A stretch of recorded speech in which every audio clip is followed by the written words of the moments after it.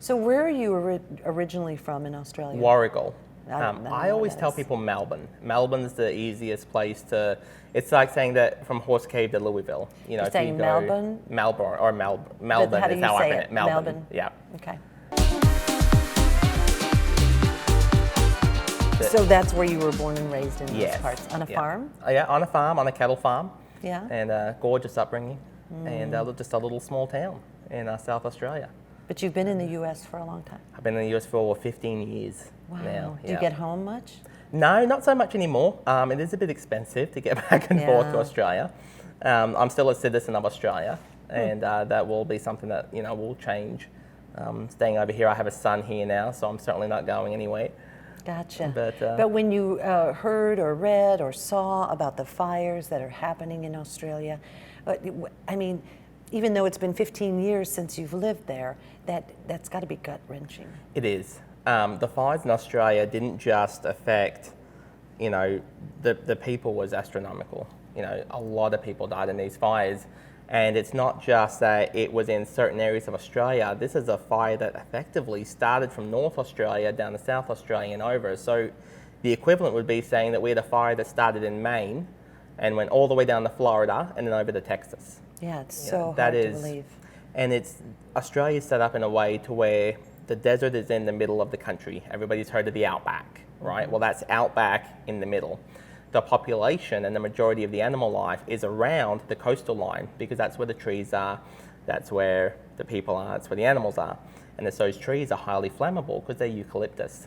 And the eucalyptus oil is a highly flammable substance. So you've got a country that's had its hottest day in decades, centuries, all in a major drought.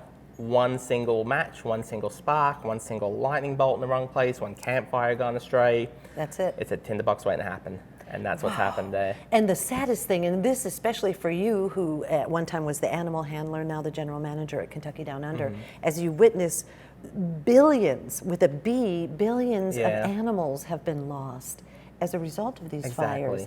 So first of all, can Australia ever recover from that? Maybe, I don't know. There are zoos, there are organisations in Australia. It's actually what we've been doing a fundraiser for the month of January to raise as much money as we can, and we decided we're going to send half of every dollar we made straight to Australia, and we're sending it to Australia Zoo. And that number is $10,743 we raised in January. Congratulations. Thank you. So we're very proud of that. So you feel like you're doing something? We're doing what we can. We're in the United States. What could we do? The owner and I got together and this was something we could have done, and this is something that we decided to do.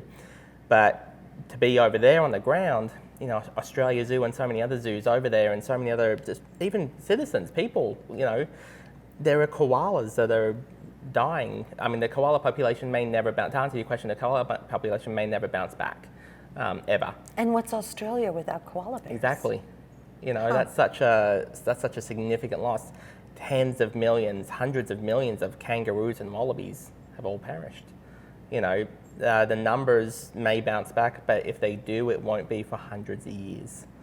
There will be so much work needed to be able to bring these numbers back to what they were before the fires, when they were already relatively low. Well, the saving grace is that the fires are under control for now, but what's to say that this can't happen again? Might happen again next season.